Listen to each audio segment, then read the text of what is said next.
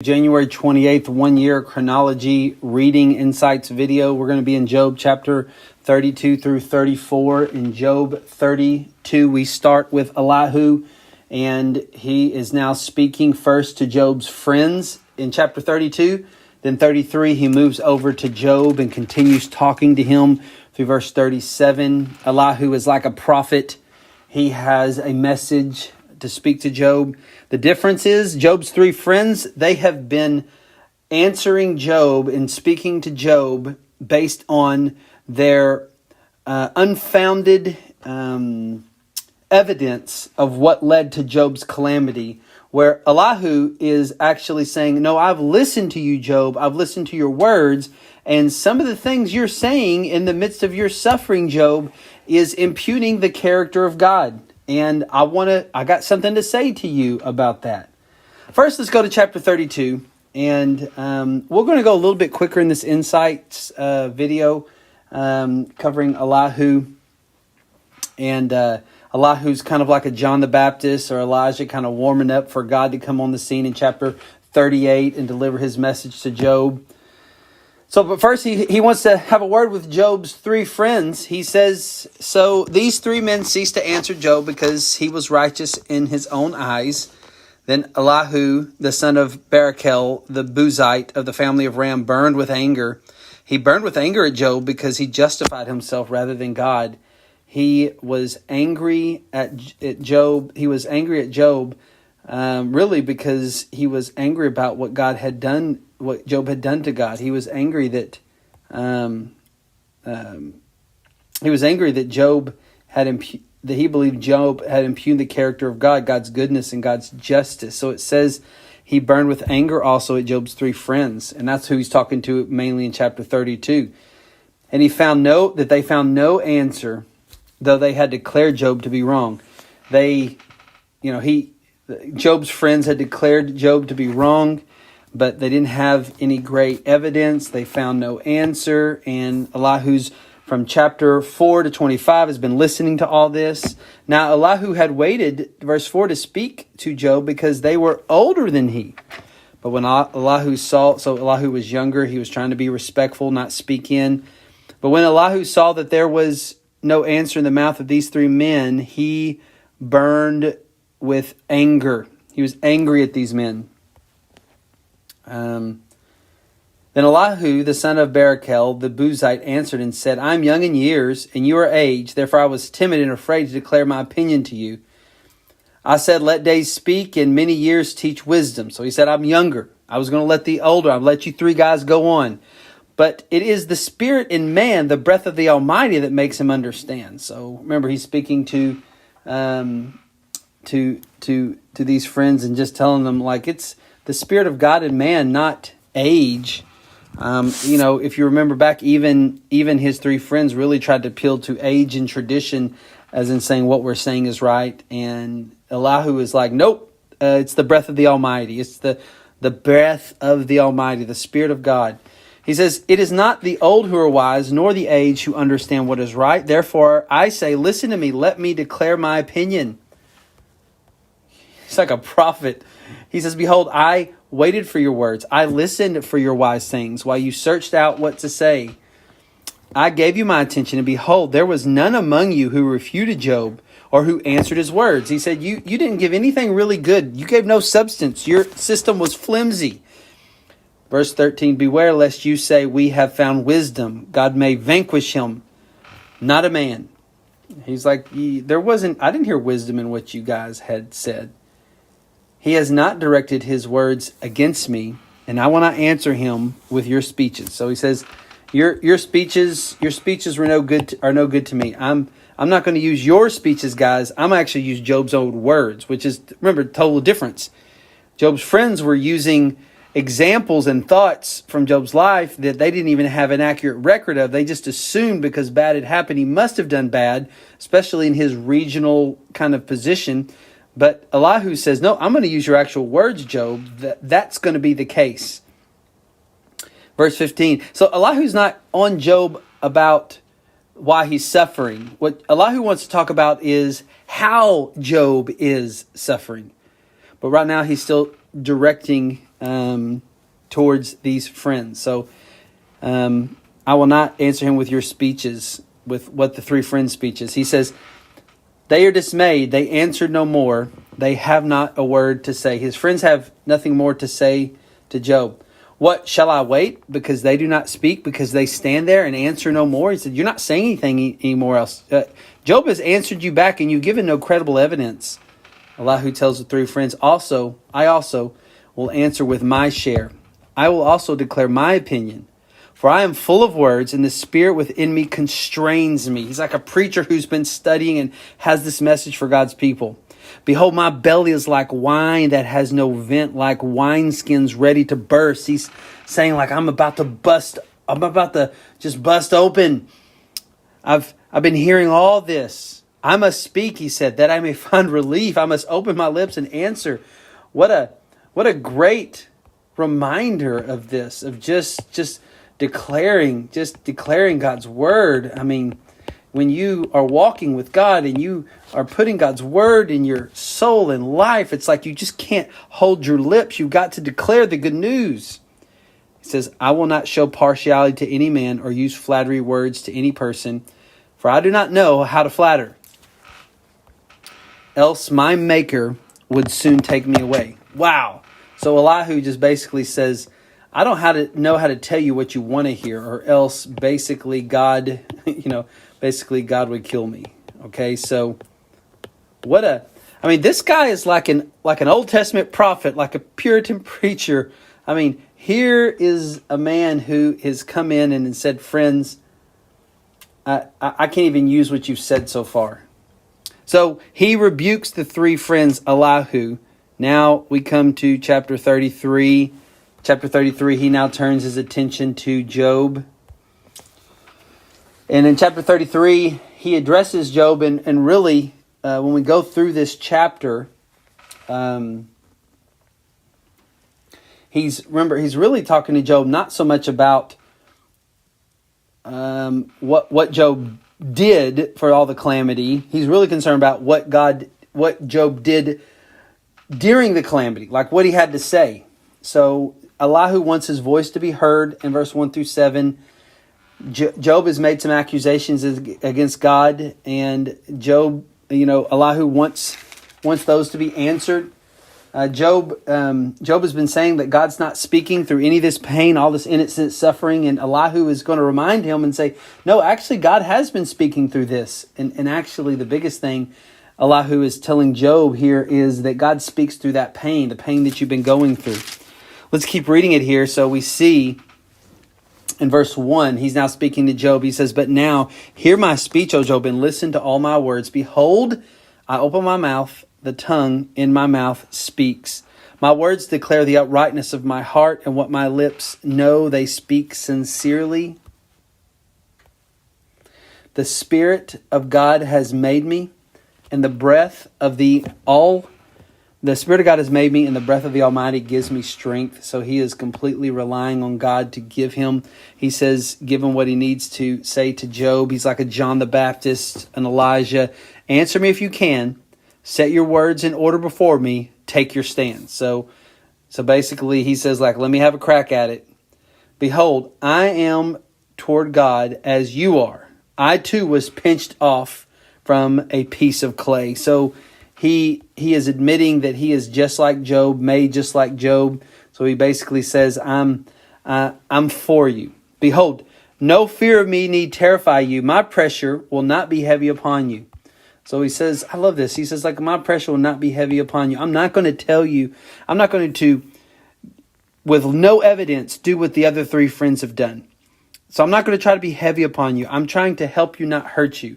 We could really say Job's friends were there to hurt him, it seems like, although they were initially there for comfort. But this guy, Elihu, man, he says, I'm not here to lay more burdens on you. Surely you have spoken in my ears, and I have heard the sound of your words, Job. I've benefited from it. You say I am pure, without transgression, I am clean, and there is no iniquity in me. So he says, like, this is what you've said, Job. Behold, he finds occasions against me. He counts me as his enemy. So he says, you say, Job, I am pure without transgression. I am clean, and there is no iniquity in me. Like, Job, these are your own words. But then you say, behold, he finds occasion against me. He counts me as his enemy. He puts my feet in the stocks and watches all my paths. Behold, in this you are not right. He is Elihu tells him. I will answer you, for God is greater than man. Why do you contend against him, saying he will answer none of man's words? So basically, Job is saying all this calamity happened with me. God's given me no answer. And true to form, God didn't give him an audible answer. But yet, what Elihu was trying to point out is like God answers in many different ways, and you're just wanting him to speak in the way that you want. But Job, you've been talking about how God's been silent, and God hasn't been silent. God speaks to our conscience in many different ways. And you'll see in a minute, he says he even speaks through the pain. So he says to Job, for God speaks in one way and in two, though man does not perceive it. He says man doesn't always perceive how God is speaking to him, but God uses many different ways. He's like, in a dream, here's one way. In the visions of the night, when you're up in the middle of the night, when deep sleep falls on men, like when you kind of come in and out of sleep before you're about to go to sleep, while they slumber on their beds. These are 4 ways that God can speak. When he opens the ears of men, sometimes that's when he does it. He opens up men's ears to have ears to hear and terrifies them with warnings. So here's some ways that God speaks. So Job, don't say that God doesn't speak. He does it in many different ways. Verse 17, that he may turn man aside from his deed and conceal pride from a man. So he says God does speak to the conscience. He wants you to repent, to come from pride. Verse 18, he keeps back his soul from the pit. He does all this to keep back a person from going to hell. His life is perished by the sword. So verse 19, he now says, so he just said God speaks through conscience, verse 14 through 18, in many different ways. But Job, also I want you to know that God speaks through suffering.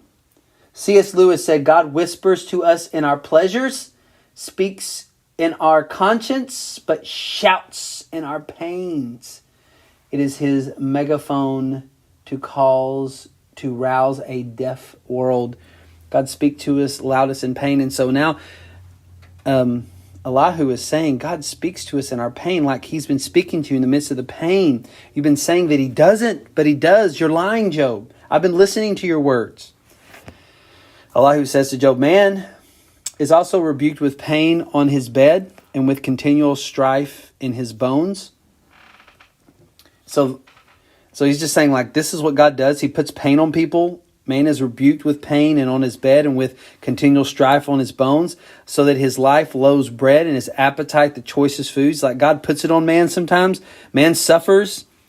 His flesh is so wasted away that it cannot be seen, and his bones that were not seen stick out. He looks sickly. God puts this suffering on man, and his soul draws near the pit, and his life to those who bring death. Like God brings suffering on man, brings him so close, but in the end, that suffering, God's not silent in that suffering. He says in verse 23 that here's what you'll find. If there be for him an angel, a mediator, one of the 1,000. Remember Job had earlier said, if I only had a mediator, he did have one. Elihu was saying, you do have one. One of the 1,000s to declare to man what is right for him. And he is merciful to him. He says, deliver him from going down into the pit. I have found a ransom. So Elihu is saying, behind the scenes, you have been delivered. You have been delivered. Although you can't see it, it's there. The suffering, in your suffering, God has spoken to you. He has spoken to your pain. Let his flesh become fresh with youth. Let him return to the days of youthful vigor. Then man prays to God and he accepts him. He sees his face with a shout of joy. So Elihu is saying, when man suffers, it's a chance to hear God the most. God screams in our pain, shouts in our pain, and it restores everything to a man that he needs. He sings before men and says, I have sinned and perverted what is right, and it has not repaid to me. He says, when man repents in that suffering, he sings, he repents, and he exalts that the full measure of suffering didn't come against him. He has redeemed my soul from going to the pit, and my life shall look into the light. He talks about the rejoicing that a man has when he's been delivered. What he's saying is like when a man gets in pain and he goes to the mediator and he gets delivered, like this is a wonderful time to hear God's voice in the midst of your pain. So he's like, Job, God has been communicating to you.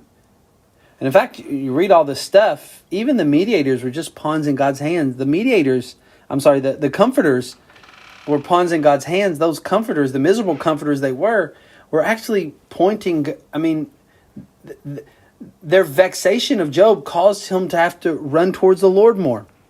Behold, God does all these things twice, 3 times with a man to bring back his soul from the pit, that he may be lighted with the light of life. So he says, all this suffering is done so that you can hear God loud.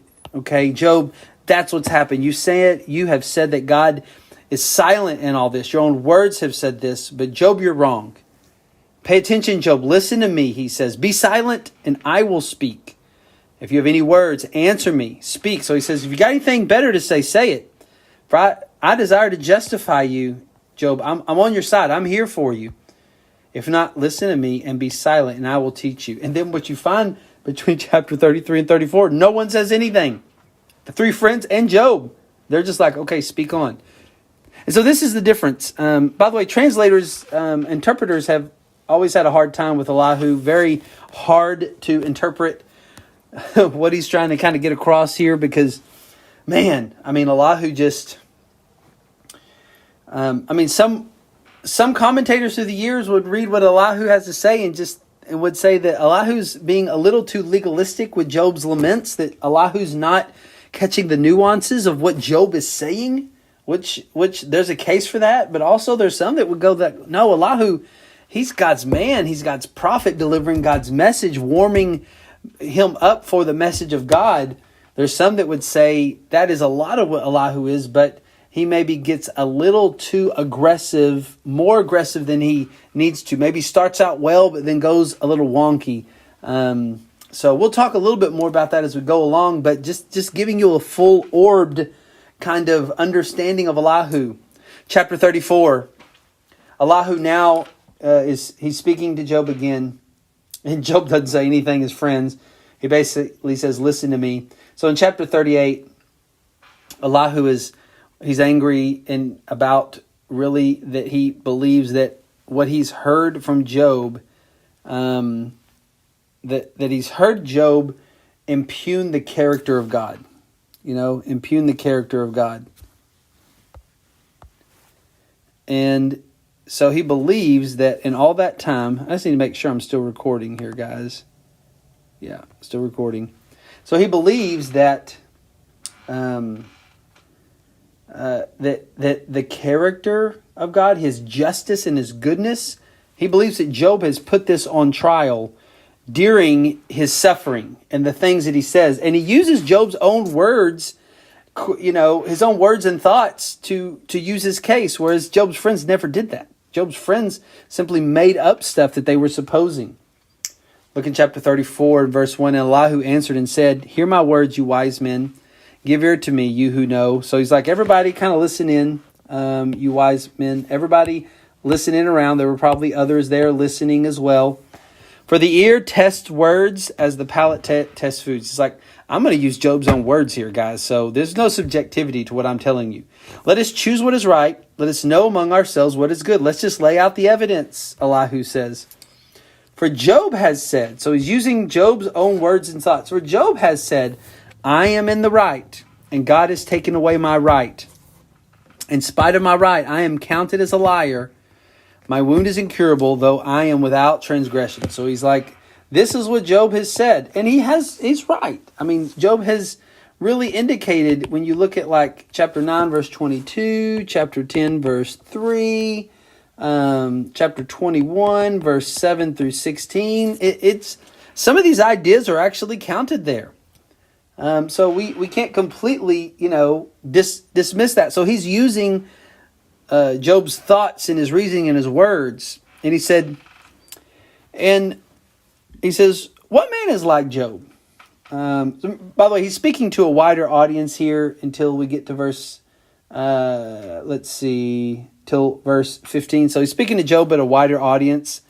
He says, what man is like Job, who drinks up scoffing like water, who travels in company with evildoers and walks with wicked men? Whew, man, kind of rough what he's saying.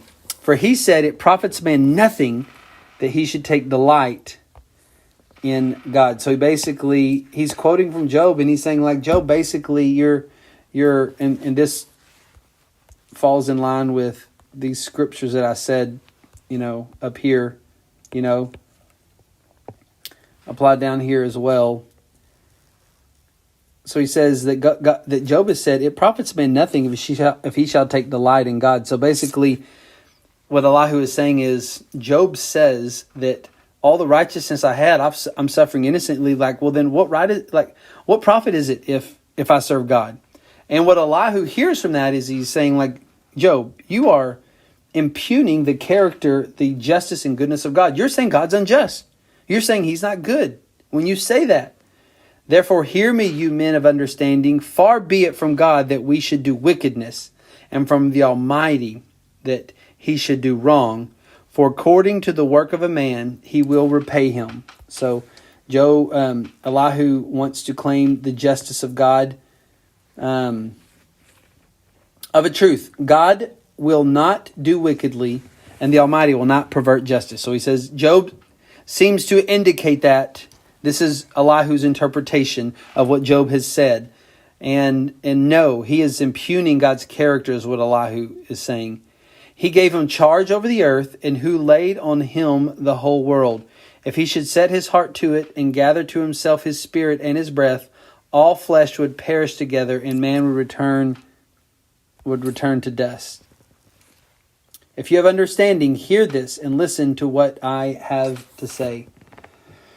So he kind of speaks to everybody, lets them know, like, I think that Job has is spoken against the character of God and the goodness of God. And now he switches over really specifically to Job.